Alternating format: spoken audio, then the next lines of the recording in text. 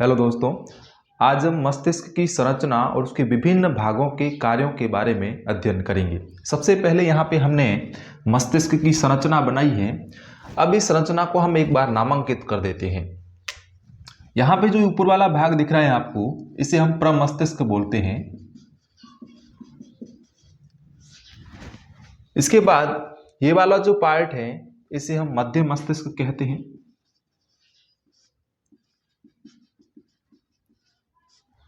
उसके बाद में ये जो उभरा हुआ भाग है, जो आपको छोटा सा उभरा हुआ भाग दिख रहा है, इसे हम पीयूष ग्रंथि बोलते हैं। इसके बाद में जो ये नीचे वाला ये पोर्शन है, इसे हम हाइपोथैलेमस बोलते हैं।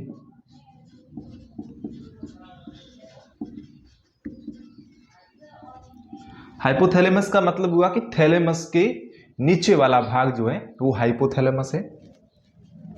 और यहां पे मॉड्यूला ओब्लोंगेटा तथा पॉन्स वाला भाग है। और ये वाला जो पोर्शन है इसे हम मेरुरज्जु बोलते हैं और इसे हम अनुमस्तिष्क कहते हैं।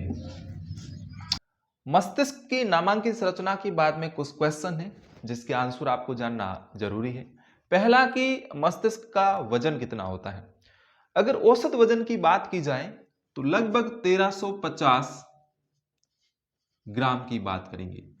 कहीं कहीं किताबों में 1400 ग्राम भी लिखा होता है, लेकिन अगर इसको एग्जैक्ट अगर इसका आंसर दिया जाए तो हम इसको यूं कहेंगे कि 1350 ग्राम से लेके 1400 ग्राम तक इसका जो है वेट होता है।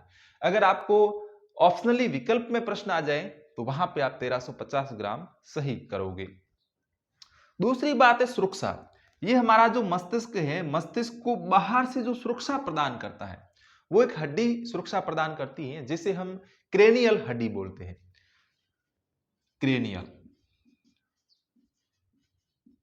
क्रेनियल हड्डी हमारे मस्तिष्क को सुरक्षा प्रदान करने का कार्य करती है। ये क्रेनियल हड्डी 8 भागों में बटी होती है। इस क्रेनियल हड्डी के कितने भाग होते हैं? 8 भाग होते हैं। दूसरी बात, क्रेनियल के नीचे की तरफ 3 स्तरों का एक आवरण होता है। क्रेनियल के नीचे की तरफ 3 स्तरों का एक आवरण होता है जिसे हम मेनिंजिस कहते हैं। मेनिंजिस बोलते हैं। क्रेनियल के नीचे की तरफ मेनिंजिस का 3 स्तरीय आवरण होता है। इसके कितने स्तर होते हैं? 3 स्तर होते हैं। इन 3 स्तरों के नाम भी आपको याद रखने हैं दोस्तों। एक होता है ड्यूरोमीटर, दूसरा होता है एराक्नॉइड और तीसरा होता है पैरामीटर। तो इस प्रकार से ये मेनिंजिस के 3 स्तर हो गए। तो सेरिब्रोस्पाइनल द्रव जो है वो मेनिंजिस और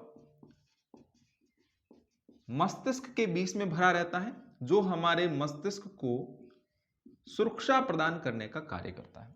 हमारे मस्तिष्क का 66% भाग, जिसे हम 2/3 भाग बोलते हैं, यह प्रमस्तिष्क का भाग होता है।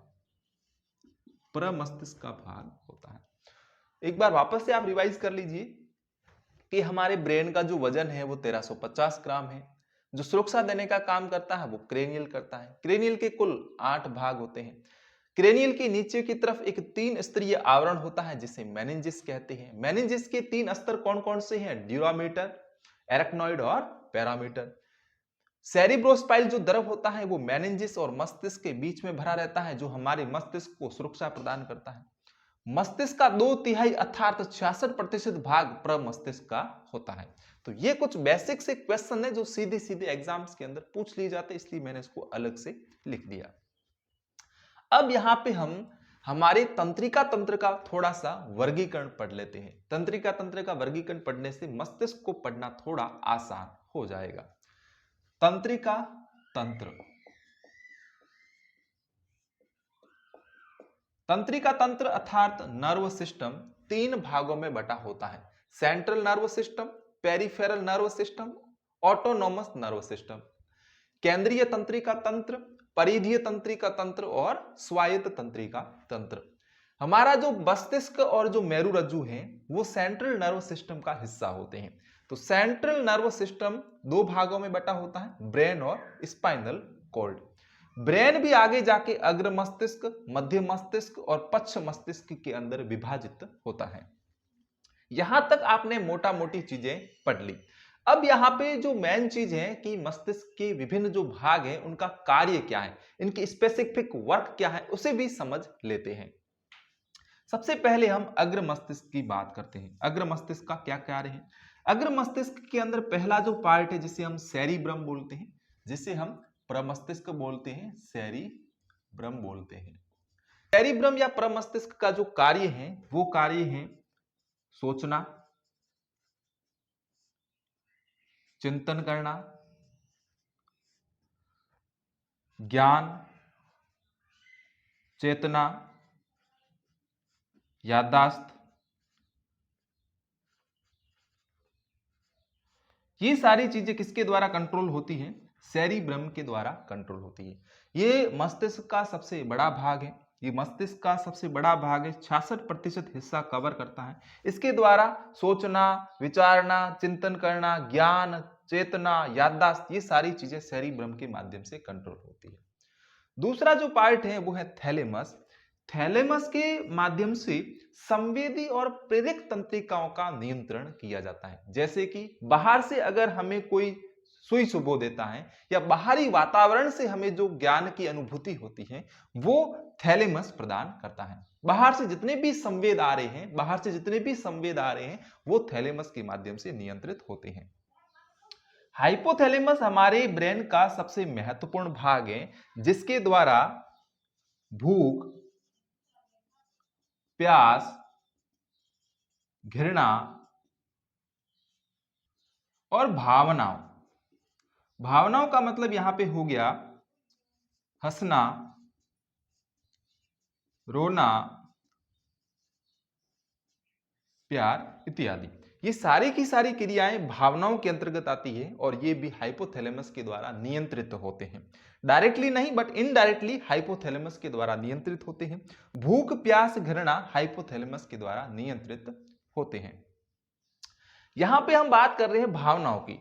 हंसना, रोना, मोहब्बत करना, ये सारी की सारी चीजें हाइपोथैलेमस के द्वारा नियंत्रित होती हैं। लेकिन अगर डायरेक्टली नियंत्रण की बात की जाए तो प्यार करना, ये सारी की सारी चीजें प्रमस्तिष्क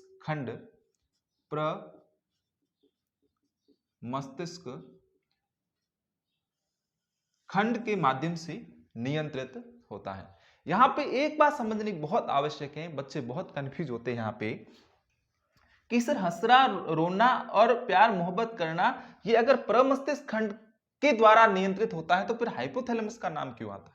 तो यहां पे बात समझना, गौर से समझना कि यह नियंत्रण तो प्रमस्तिष्क खंड के द्वारा होता है, लेकिन कितना गुस्सा करना है, कितना हंसना है, कितना रोना है, ये कौन बताएगा? हाइपोथैलेमस बताएगा।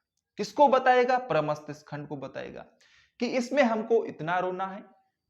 हाइपोथैलेमस प्रमस्तिष्क खंड को कहेगा कि इतना रोना है। हाइपोथैलेमस प्रमस्तिष्क खंड को कहेगा कितना गुस्सा करना है। एक बार वापस समझा देता हूं। भावनाएं, हंसना, रोना और प्यार मोहब्बत करना, गुस्सा करना, यह प्रमस्तिष्क खंड के द्वारा संचालित होता है। लेकिन प्रमस्तिष्क खंड को नियंत्रित कौन करता है? हाइपोथैलेमस करता है कि गुस्सा, प्यार, मोहब्बत, हंसना, रोना कितना है। आगे बात करते हैं हम कार्पोरा की। ये कार्पोरा मध्य मस्तिष्क का भाग है। सेरिब्रम पेंडिकल ये भी मध्य मस्तिष्क का भाग है। कार्पोरा क्वाड्रिजेमिना, यहां पे ध्यान से देखना, कार्पोरा क्वाड्रिजेमिना के 4 भाग होते हैं। इस प्रकार से कार्पोरा क्वाड्रिजेमिना के 4 भाग होते हैं, 2 ऊपर के भाग और 2 नीचे के भाग। यहां पर जो 2 ऊपर के भाग हैं ये दृष्टि के लिए, और जो नीचे के 2 भाग हैं ये सुनने के लिए उत्तरदायी होते हैं। यहां पे कार्पोरा क्वाड्रिजेमिना के कितने खंड होते हैं? 4 खंड होते हैं, 2 ऊपर के खंड और 2 नीचे के खंड। ऊपर के 2 खंडों का काम है दृष्टि को नियमन करना, दृष्टि का नियमन करना, और नीचे के 2 खंड है ये सुनने का नियमन करना। यानी कि दृष्टि और सुनने का जो नियमन या संचालन करता है वो मध्य मस्तिष्क का कौन सा भाग करता है? क्वारपोरा क्वाड्रिजेमिना करता है।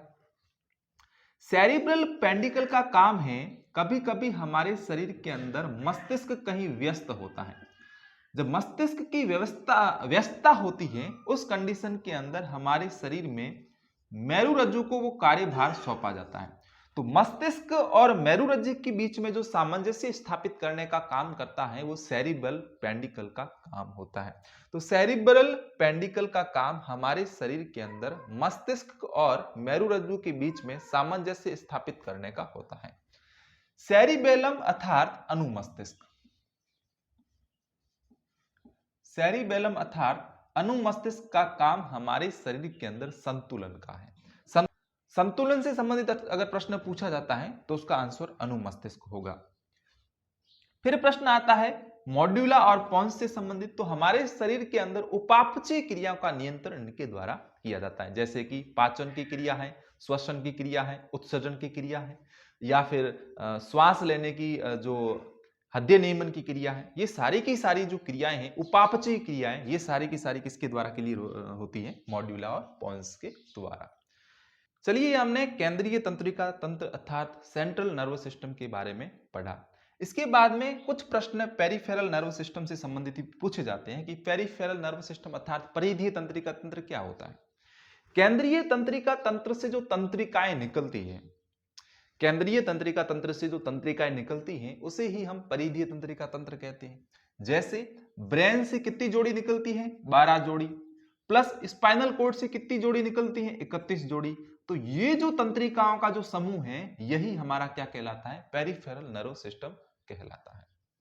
तो दोस्तों ये हमारा संरचना, इसके कुछ महत्वपूर्ण प्रश्न और इसका वर्गीकरण और मस्तिष्क के विभिन्न भागों के कार्यों को हमने एक छोटे सी वीडियो में समझने का प्रयास किया।